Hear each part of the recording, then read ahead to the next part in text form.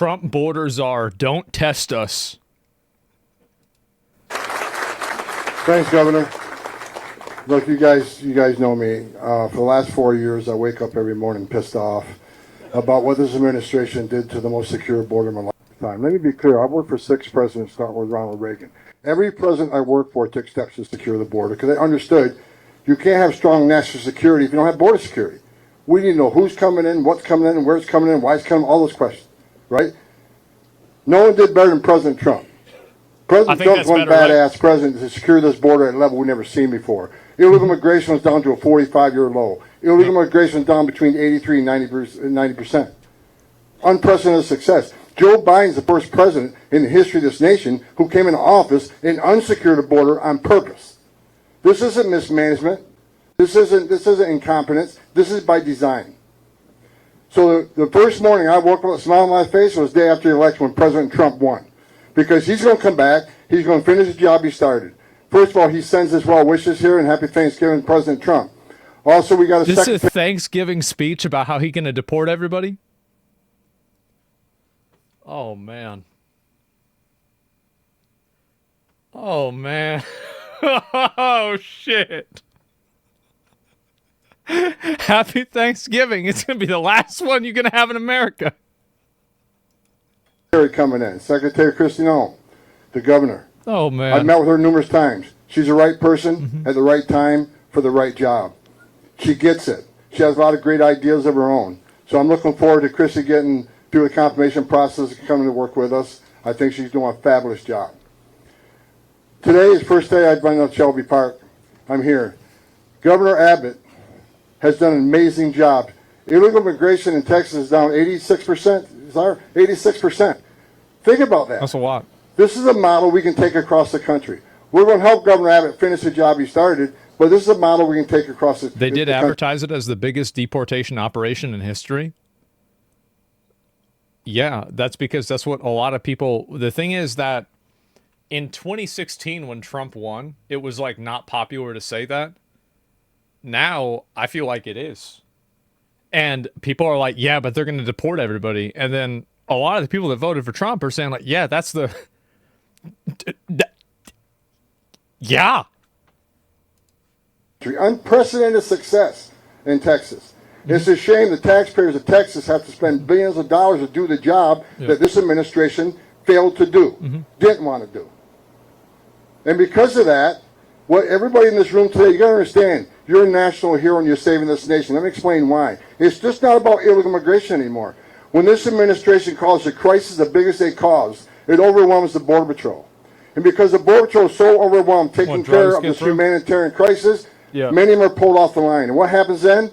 600% increase in sex trafficking. Oh. Fentanyl coming across the border to kill 250,000 Americans. People love fentanyl. That's crazy how much of that people get into. Number of people on terrorist watch list crossing the border. Over 2 million known gotaways. How many of them come from a country sponsored terror? How many of them were carrying fentanyl? How many of them are sex trafficking women and children? How many of them are gang members?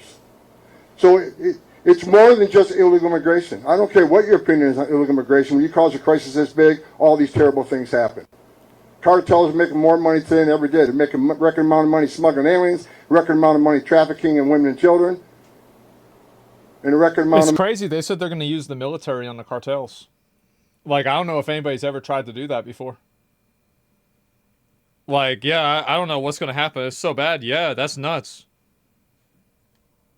Yeah, I'm actually really curious to see what's going to happen with that. Mexico should? I mean, maybe.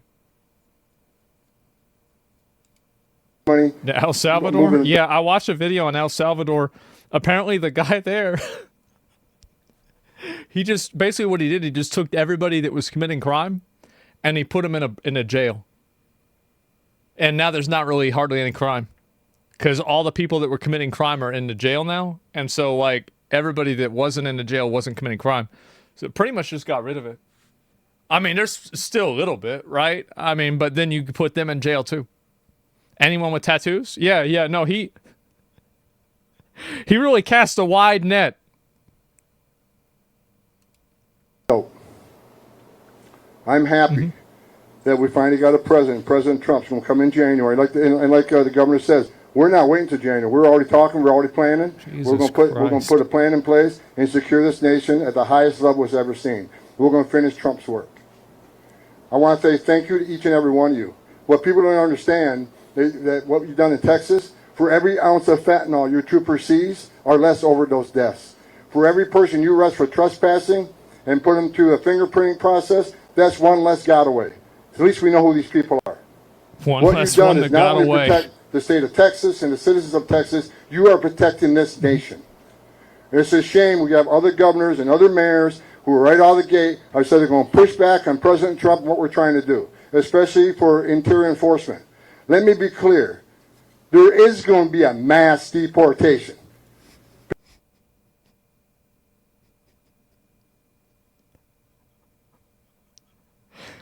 All right.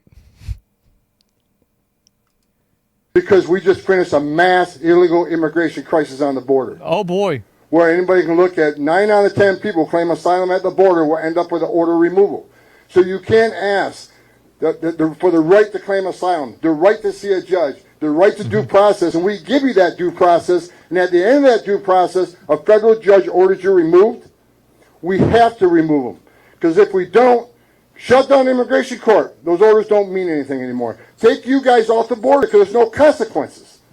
So you can't demand due process and the right to claim asylum and not obey the court order. That is why there needs to be a mass deportation. We have a mass number of people, millions of people who will get a final order and be ordered removed. If we don't do it, what is the option? Let them stay?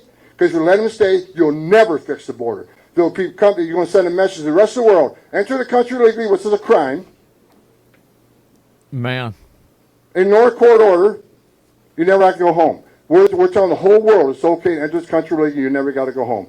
It's crazy how this shit's even a conversation, to be honest. Like, you take a step back and you think about, like, people actually, like, this is, it's like a political argument.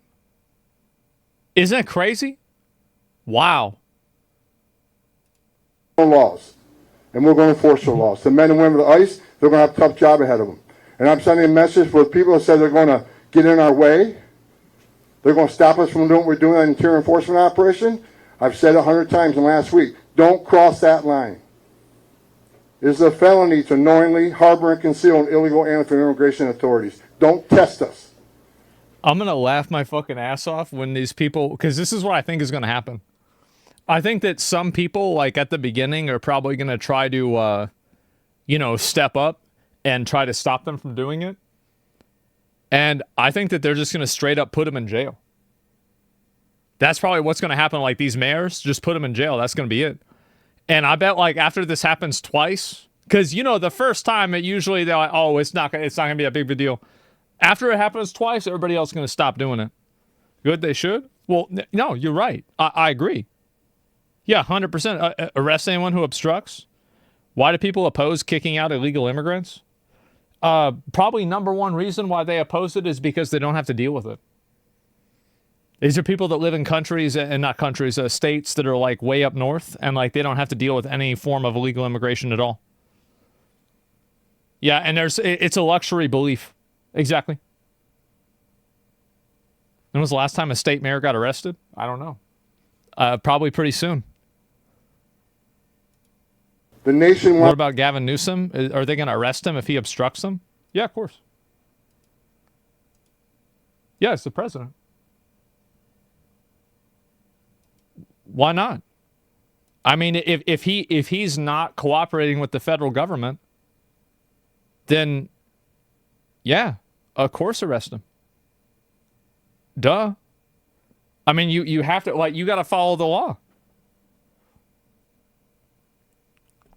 Big doubt? No, treason. Yeah, I mean, I'm just saying. I think that they should.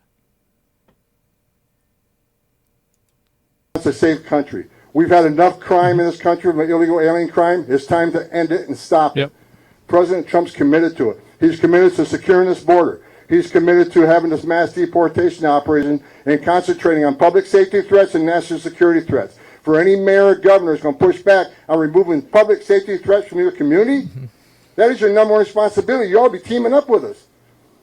We have created the biggest national security vulnerability in this nation on the southern border. Because like I said, 2 million known gotaways. We don't know how many unknown gotaways. Already record number of people on the terrorist watch list. If That's you a don't think lot. a single one of the 2 million came from a country sponsoring terror and didn't come and do us harm, then you're an idiot. There it is. Do you think people knowingly employing illegal immigrants should be arrested? Yeah. Yeah, I think so. Yeah, for sure. Because like the problem with like hiring illegal immigrants, and the reason why it's problematic is because it's actually for the best interest of the illegal immigrants. Because if somebody's an illegal immigrant, like you ever try to buy something on Facebook Marketplace, or you buy drugs or buy something like that, like anything that's illegal and like things don't go well, like your recourse is so narrow. You can't really do anything about it.